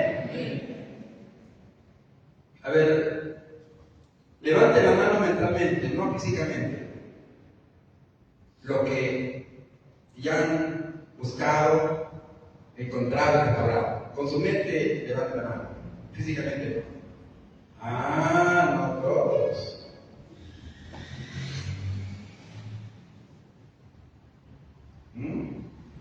Y el primer ejemplo misionero lo da el mismísimo Padre, que me enseña a buscar lo perdido, a encontrarlo y restaurarlo. Ejemplo, ¿no? Bien, acá. Entonces, vemos acá. ¿Qué es lo que Dios quiere que sepa el hombre? Acá. Miren el mensaje. Se encarga de dar al hombre 4 mensajes de parte de Dios. Uno, que Dios busca una relación de comunión perfecta con Él a través de la Biblia. 2, Dios busca conllevarlo a un conocimiento pleno de su voluntad a través de la Biblia. 3, Dios busca que interactuar con Él en sus planes para con el mundo a través de la Biblia. Y 4, Dios busca que lo entienda mediante la relación de su palabra a través de la Biblia. ¿Qué busca Dios? Entonces, esa es la naturaleza de la Biblia. Que busca que tenga un contacto con Él para interactuar con Él. Que Dios quiere que nosotros seamos socios de Dios en la tarea de conquistar al mundo para Cristo. Interactuamos con Dios. Eso es lo que nos enseña la Biblia. Eso es lo que Dios busca de nosotros. Es la esencia de la palabra de Dios. El contacto con Dios. Aprender de Dios. Hacernos socios de Dios desde su perspectiva misionera. La Biblia tiene propósitos, ricos propósitos para con el hombre. Pero a veces no entendemos, muchas veces, porque no tenemos, mejor dicho, no tengamos oportunidades, sino porque sencillamente a veces tardamos un poco de tiempo para entender la importancia del conocimiento de la palabra de Dios. Qué importante es conocer de que los dones son importantes para edificar y perfeccionar la iglesia. Mire, el pastor Félix. Luis, me acuerdo de su hermano, una bella persona, también como pastor. Pastor Luis, ¿no? Él es pastor, él es una persona ilustrada, preparada, capacitada, perfeccionada en este ministerio pastoral. Él tiene mucho que enseñarme a mí, porque tiene un don de pastor. Yo no lo tengo. Él es un don de enseñanza. Yo debo de aprender de Él cosas que yo desconozco y viceversa, como Él de mí, como cosas que desconozco. Todos somos importantes y nos permite perfeccionar a la iglesia. Si el pastor nos invita a nosotros, no es porque sea incompetente, no, es porque es una persona sabia, que sabe que hay otros ministerios que pueden perfeccionar, porque Jesús dice que los hijos son para perfeccionar la iglesia, ¿verdad que sí? Y qué bueno que la iglesia sea perfeccionada en una inducción del pastor, de un profeta, de un apóstol, de un maestro evangelista, ¿no? Que venga invitado acá un evangelista de don, ¿no? Que con señales y milagros, ¿no? Que enseñe cómo evangelizar. ¿Cuál es la estrategia más eficaz para ganar más para Cristo? Basado en su experiencia y en el consejo de la palabra de Dios. Porque el evangelista tiene que dar clases, tiene que dar cátedra de qué cosas es el evangelio, son los que tienen el don. Pueden hacer una función evangelística, pero no tienen el don. Todos tenemos una responsabilidad evangelística, pero no todos tienen el don de evangelista. Muy diferente. La iglesia necesita uno que tenga don, para con su experiencia y capacidad de don pueda ilustrar y perfeccionar a la iglesia. Porque la evangelista no solamente va a hacer campaña afuera, es para perfeccionar la iglesia dentro.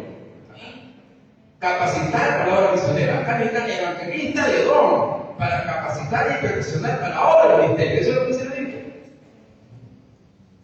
Bien, entonces vemos aquí que en su carácter informativo las Sagradas Escrituras han logrado esculpir en su letra la naturaleza y voluntad general de Dios, tanto directiva como permisiva y perfecta. Que Dios tiene tres voluntades: directiva, permisiva, que permite, y perfecta. No, esa es la naturaleza de la Biblia, que nos da a conocer la voluntad directiva de Dios, la permisiva y la perfecta. Es decir, ¿cómo estoy caminando yo? En la voluntad directiva, bajo la dirección de Dios, bajo la unción del Santo Espíritu, o estoy caminando en una voluntad permisiva que Dios permite que haga, ya me tiene paciencia y yo pienso que estoy bien chévere con Dios, que estoy haciendo una cosa bien, pero no, está permitiendo. Estoy haciendo una voluntad que Dios permite, pero que no es perfecta. Y la Biblia nos enseña a discernir si yo ando en la voluntad directiva, permisiva o perfecta de Dios. ¿Se dan cuenta todos los efectos de la Biblia, la palabra de Dios? La contundencia, cómo va preparando al hombre, especialmente los hijos de Dios. Y yo me gozo porque yo estoy aprendiendo, cada día aprendo con la palabra del Señor. Y para mí esto es una bendición de Dios enseñar, porque tú me permites escudriñar la Biblia, estudiar la Biblia, no solamente para realizar a otras audiencias, sino mi vida personal. Esto para mí es una bendición de Dios. No cobra liga, ¿verdad que sí? Pero como necesito, tengo que cobrar. Se alegró el hermano Félix, pero después estaba pensando en mí, hermano.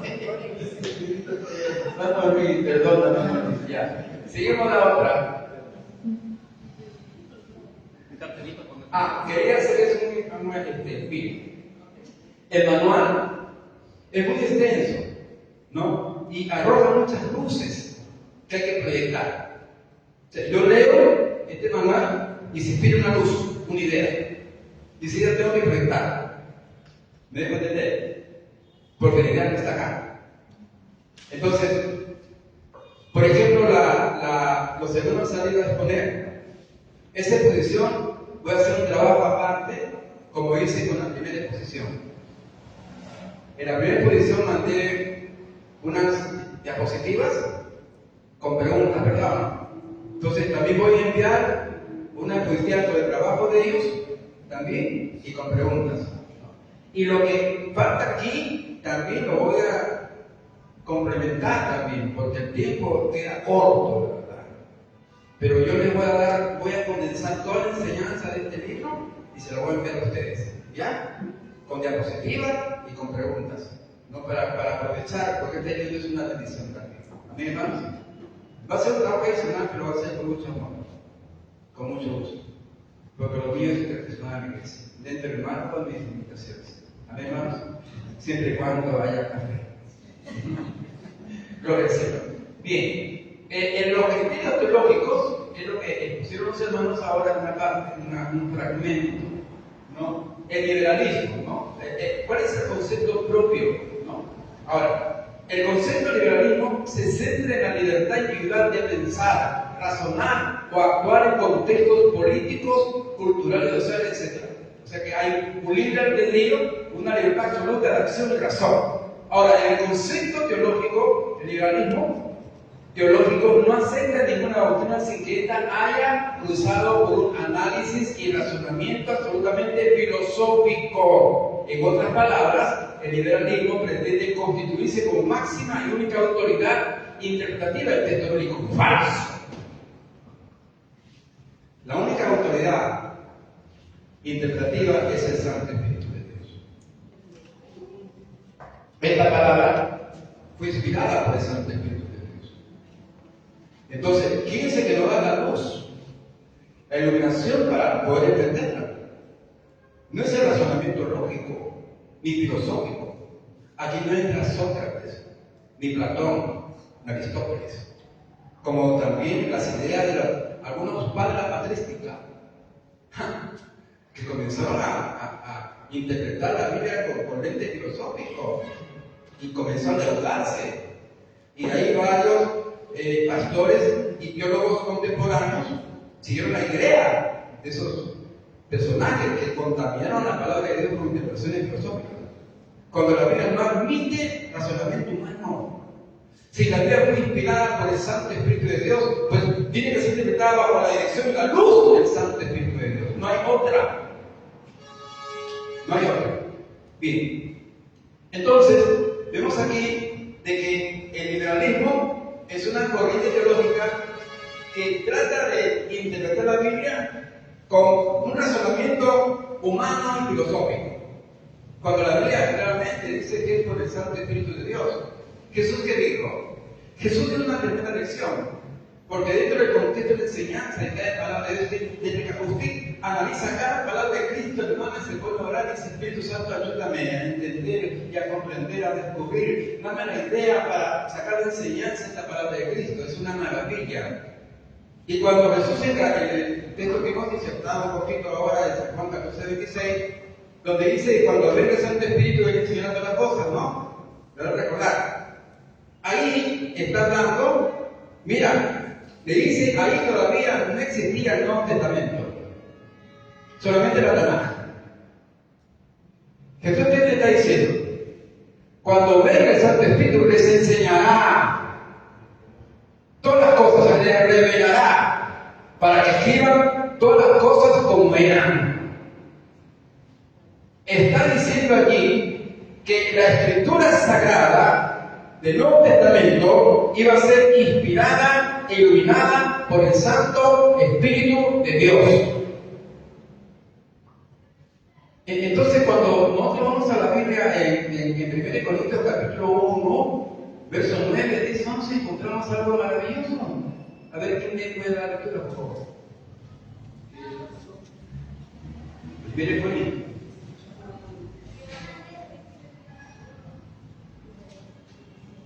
Capítulo 2, disculpe. Verso 9 hacia abajo. Sí, 1 Corintios capítulo 2. 9 abajo, ¿qué dice? 2, capítulo 9 hacia abajo. 1 Corintios capítulo 2. 9 dice: antes bien, como está escrito, cosas que ojo no vio, ni oído oyó, ni han subido en corazón de hombre, son las que Dios ha preparado para los que le aman. Pero Dios nos reveló a nosotros por el Espíritu, porque el Espíritu todo lo escudriña aún lo profundo de Dios. Ojo, ojo. La nueva ortodoxia, que vamos a hablar, niega las revelaciones de Moisés. Lo niega.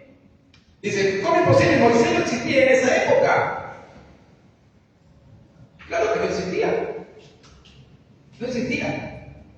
Pero acá la Biblia le dice que cosas que ojo no vio, ni oído oyó, son las que Dios ha revelado por el Santo Espíritu.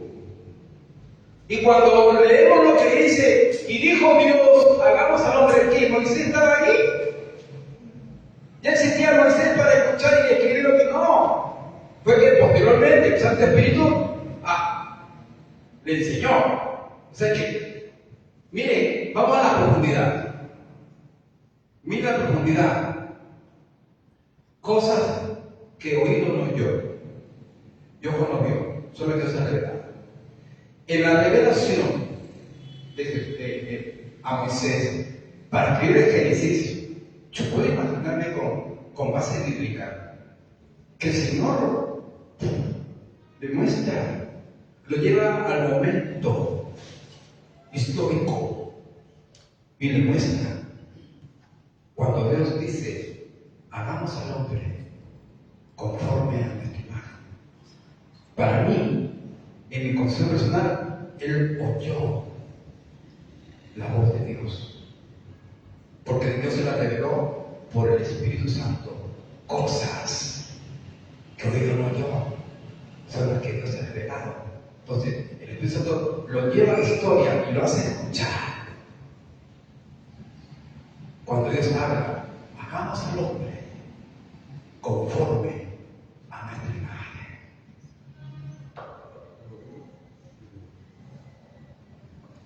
O sea que la Biblia tiene en el Espíritu Santo su inspirador. Dios primeramente revela a los ciegos su voluntad, pero esa voluntad tenía que ser escrita. Entonces, para escribirla con precisión, pues viene el Santo Espíritu de Dios y comienza a revelarle cosas que no vio, cosas que no oyó y cosas que no vio. Que la función del Santo Espíritu es muy maravillosa, muy profunda. Que cuando metemos en la meditación del Señor, el mismo Santo Espíritu nos ayuda a entender qué cosa es la inspiración, qué es la revelación, qué es la iluminación de la palabra de Dios. Yo necesito que el Espíritu Santo, yo sería un necio si al Santo Espíritu, el Espíritu Santo revélame, inspírame. No. Lo que yo debo pedir al Santo Espíritu, dame luz, ilumíname para entender y comprender, interpretar lo que ha sido revelado e inspirado. Esta palabra ya ha sido revelada e inspirada. Yo ya no necesito revelación e inspiración, necesito iluminación para comprender lo revelado e inspirado de la palabra de Dios. Iluminación. Ilumíname, Espíritu Santo, para entender lo que tú revelaste y lo que tú inspiraste. El Espíritu Santo. Pero el liberalismo no le dice el Espíritu Santo, solamente pone lógica, pone una pincelada platónica, aristotélica, socrática. Usa tu ingenio, tu creatividad inventiva. No es así. Esto es espiritual. Entonces, él remata cuando dice algo muy importante aquí. Dice, aquí en el versículo 10. ¿Quién no lee, por favor? Amén. Pero Dios nos la reveló a nosotros por el Espíritu, porque el Espíritu todo lo escudriña aún lo profundo de Dios. Muy bien, ahora lea usted el versículo 13, por favor, Pastor Pérez. 13, verso 13. Lo 13. 13.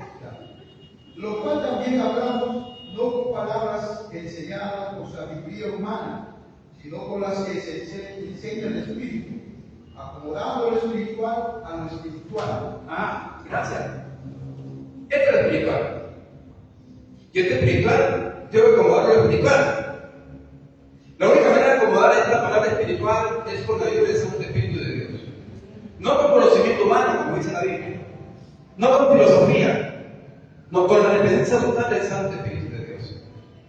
Entonces las corrientes de liberalismo de la antigüedad pues hacían una intransigencia con la verdad de Dios. Necesitamos la luz del Santo Espíritu del Señor para interpretar, para conocer la verdad de Dios. ¿Amén? Bien, seguimos entonces acá. Pastor, quería hacer un comentario. Yo no entiendo cómo los que piensan, o sea, los liberales cristianos, que se llaman, pueden refutar, por ejemplo, la historia del Génesis y en un caso específico el arca de Noé. Y yo no entiendo cómo ellos, liberales cristianos, pueden creer en Jesús cuando Jesús dijo que el fin del mundo, vamos a decirlo así, será como en el tiempo de Noé. O sea, el mismo Jesús está diciendo que el arca de Noé y que el mismo Noé sí existieron para Jesús. Es parte de una de las rúbricas, o sea, de las características del canon del Nuevo Testamento, era de que hay una evidencia de los escritos del Antiguo Testamento. Y esta parte de Jesús da testimonio que el Génesis es de interpretación, es de iluminación del Santo Espíritu de Dios. Que no era un caso mitológico, no era una quimera, no era un cuento, no era una realidad. Esto es testimonio de que existió Noé. Y Noé aparece en el Génesis. Pues Jesús está canonizando el libro de Génesis. Porque era uno de los requisitos para decir cuál de tantos libros apócrifos espurios contiene la verdad de Dios. O sea, era uno de los requisitos. Entonces, tenía que tener una experiencia con un apóstol, tenía que haber sido un testigo presencial de Jesús, citar algo que complemente con la historia vivida. Entonces, había requisito que cuando entremos al canon, ahí vamos a ver los requisitos, las rúbricas para establecer la palabra de Dios. Están 2000 libros apócrifos. Ahora, el libro apócrifo no hay que verlo como algo, digamos, como una plaga. No. El libro apócrifo habla de Dios también. Tiene historia. Y tiene datos que no contiene la palabra del Señor. No hay que desechar. Pablo dijo, examina todo y retén lo bueno. Un libro, por muy malo que sea, siempre tiene algo bueno. Siempre tiene algo bueno. Bien, seguimos. Ahora, Emmanuel Kant. Este es el precursor del liberalismo. Sigamos la otra parte. Vamos acá. Propósito del liberalismo de Kant. Innovador en el campo de la filosofía. Separó la razón de la fe. Sí. Trató de quitarte el Espíritu Santo de tu mente para meter ahí a Sócrates, a Platón, a Aristóteles, para que tú interpretes la palabra con raciocinio humano. Eso es lo que quiere decir eso.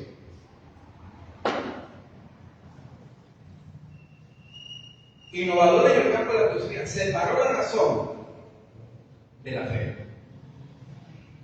Es decir, los criterios y doctrina de la fe no tienen validez si es que no emerge de una percepción racional, de una razón secular y filosófica. Pues solo el filósofo es el único maestro de la razón. ¿Vale? Monopolio. Es el Kant, Emmanuel Kant, ¿no? Entonces, era una doctrina, pues prácticamente de que hay muchos seguidores también de esta filosofía, porque yo no le llamo a esta doctrina, le llamo filosofía, más que doctrina de filosofía, no con una doctrina filosófica. Pues, ¿no? Ahora, vamos a Colosenses 2:8, ¿quién lee, por favor? Mirad que nadie os engañe por medio de filosofías y huecas sutilezas, según las tradiciones de los hombres, conforme a los rudimientos del mundo y no según Cristo. Amén. ¿Se da cuenta? La filosofía hueca. ¿No? Entonces, vemos ahí, ¿no es cierto?, que el propósito de Kant era separar, ¿no?, al Santo Espíritu de Dios para imponer el pensamiento filosófico.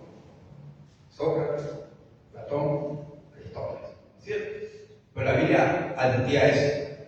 Segundo punto, su propósito no solo era la de liberar al creyente de todo tipo de dogma de fe que somete y esclaviza la conciencia. Eso voy a explicarlo ahora. Sino también propuso que toda manifestación carismática tenía que ser sometida a un razonamiento intelectual, no escritural ni espiritual.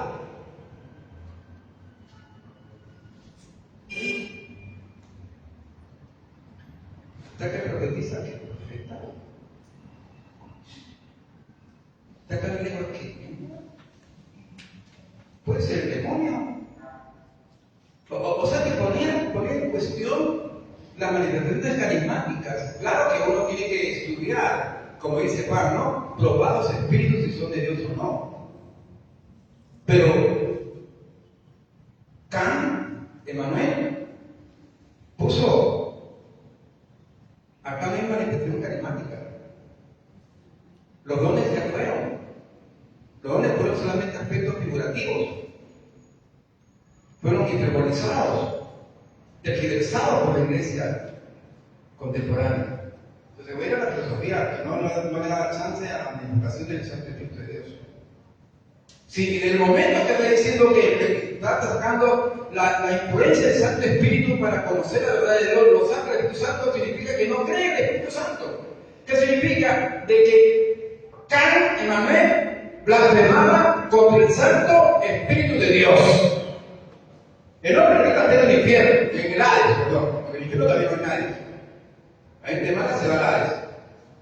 Después del rapto, después del milenio, viene el juicio normal para decir que el Hades entregará las almas para que sean juzgados conforme a sus obras.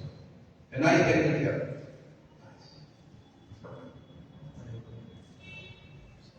En el Hades. El diablo tampoco está en el infierno. Anda rodeando la tierra buscando que devorarle a usted y a mí. Su propósito no era liberar al creyente de todo tipo de dogma de fe que somete y esclaviza al creyente. Vamos primero a Juan 4, 1, 2.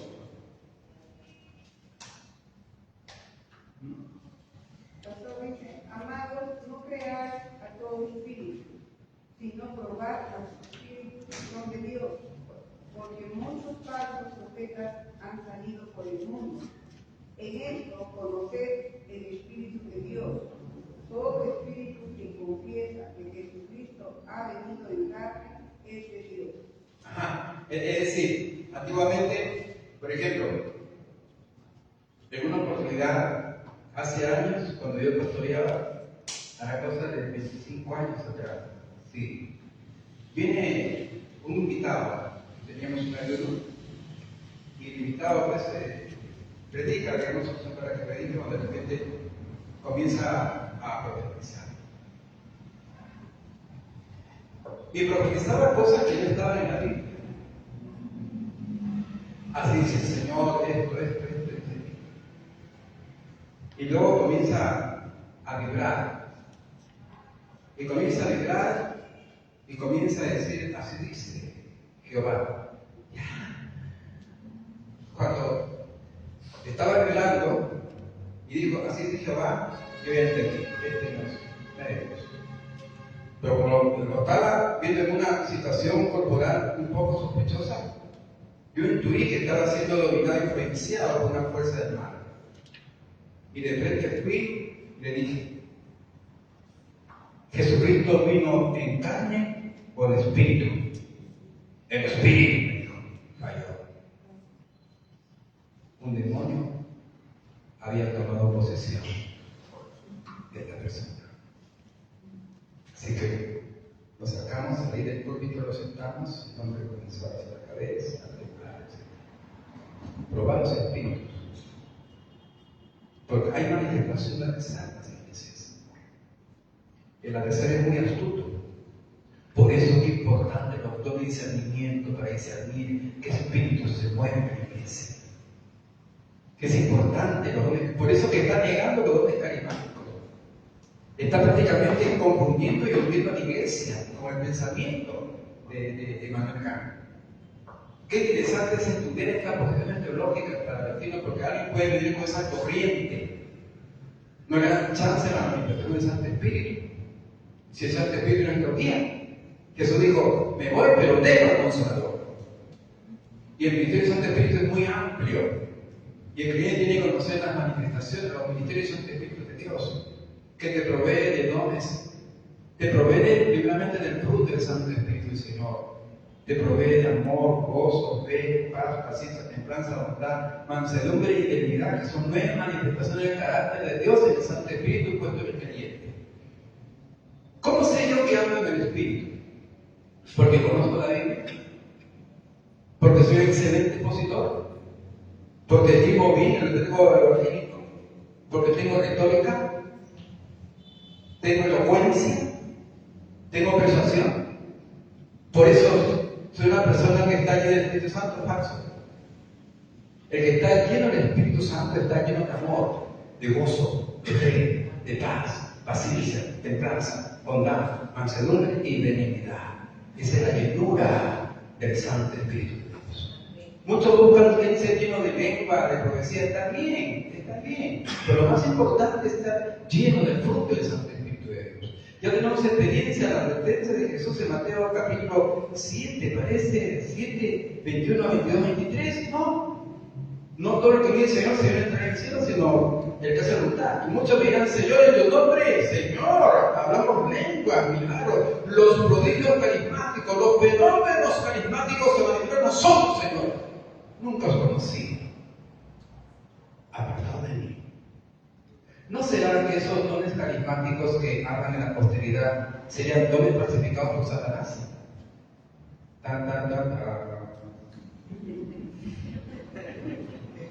Pero sigamos adelante. Vamos. Queda poco tiempo.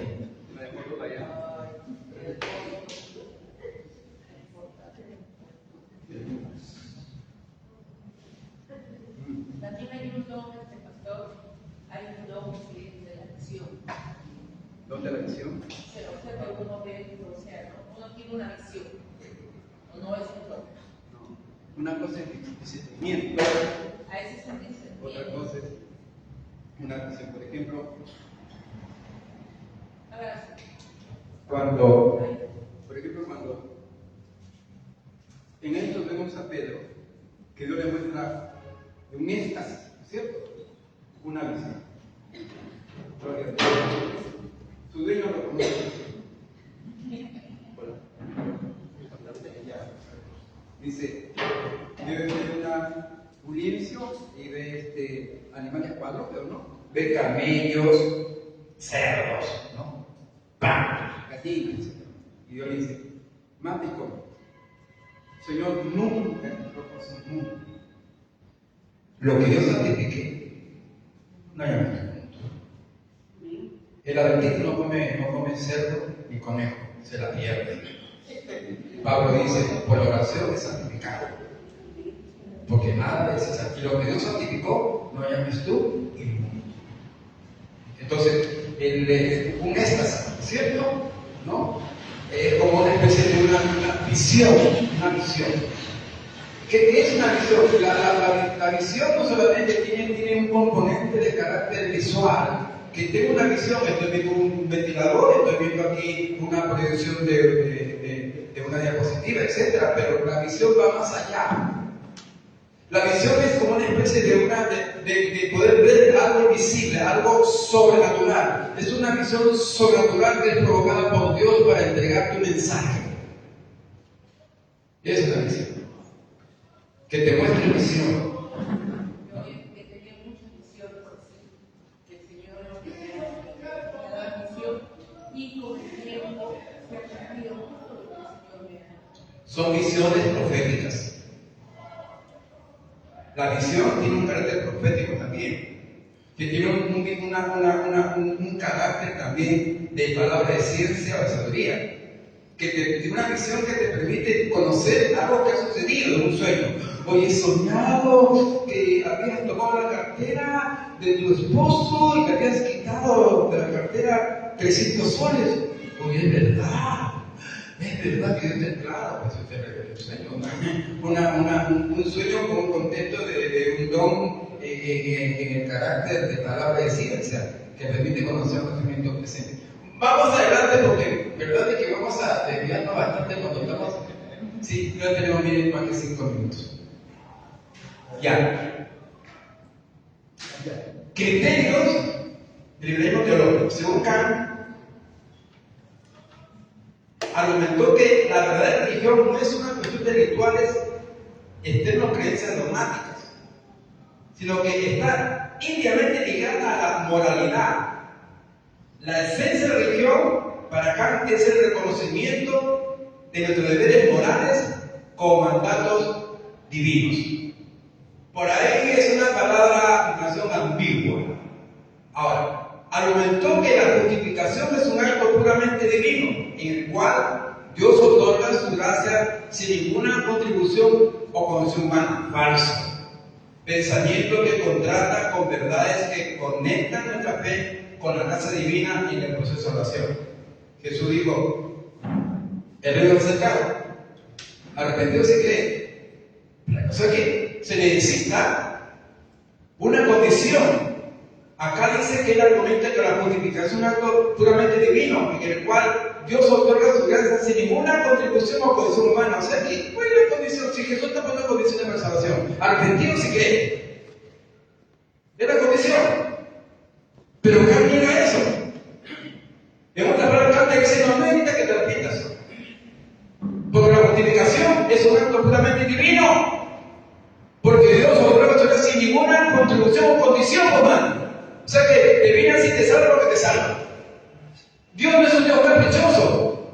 Todo tiene un precio. Aún la gracia de Dios no es gratis. Cuesta. Ser salvo te cuesta. Somos salvos por gracia, pero que nos costó arrepentimiento, renunciar al pecado, creer en Jesucristo y creer con todo el corazón. Un precio de salvación. Amados hermanos, la verdad es que el tiempo nos queda chico. Pero yo les prometo que todo esto siga, por ejemplo, siga.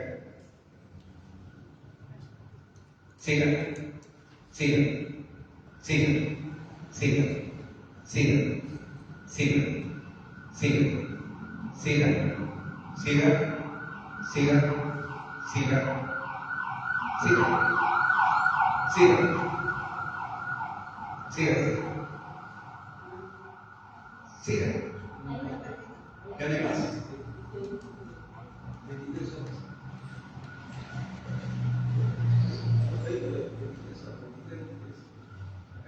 A ver, retroceda, por favor. Retroceda. Ah, ya, sí, está bien. Ya. Todo esto separado, todo esto de diapositivas van a ir, por supuesto, no es respondiente. ¿Ya? Se lo voy a pasar a ustedes. Ya, para que no se pierdan esta lección. Porque si no lo aplicamos en paz, lo aplicamos en budismo, lo aplicamos. Ustedes tienen que aprender. ¿Ya? O sea que vamos a hacer un truco al tiempo. ¿Ya? Yo les voy a dar los posteriores de cada diapositiva, como hicimos con la primera parte. Amén, hermano. Gracias, hermano. Ha estado muy interesante esta parte. Gracias a ustedes también, que permiten que afinar un poco mi cerebro, ¿no? Ponerlo al pie, ¿no? Ejercitar y gracias por esto. Dios les bendiga.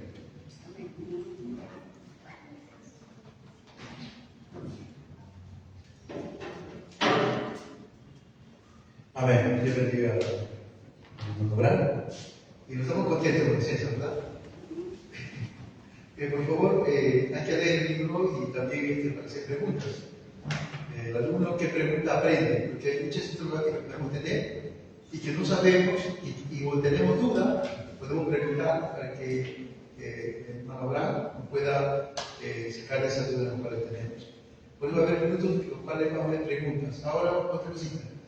Hay algunos hermanos que les dan libros. El día martes, en una reunión, entregué el libro a la hermana Dochas, también al hermano Renato, después a la hermana Diana. Pero hay alguien más que entregué un libro, porque eran 4 libros que tenía, solamente hay 3. Yo olvidé acá. Me olvidé. Santo Dios, gracias hermano, pero él tiene. Muy bien. Ese video es para mí. Entonces, amados hermanos, por favor, esforcémonos, vengamos temprano. ¿A qué hora tenemos que estar acá? Miren, los expositores demoran 7:15 y 7:20 minutos. Nosotros necesitamos estar a las 7 puntos, como les digo, cristianos, como futuros pastores, líderes, maestros, no sé, pero tenemos que estar antes de las 7 para empezar. Por favor, amados hermanos, esforcémonos, seamos valientes. Amén. Amén, amén. Por favor, no te estar pidiendo, por favor, ya nosotros como hijos de Dios ya sabemos que tenemos que estar antes de las 7 para empezar la hora y aprovechar, porque hemos empezado hoy día a las 7:10. Son 10 minutos de pérdida, la cual, hermanos, tenemos y falta el tiempo justamente para seguir poniendo la palabra. Así, hermanos, les pido por favor preguntas. Ya, hay una resolución, hermano, por favor.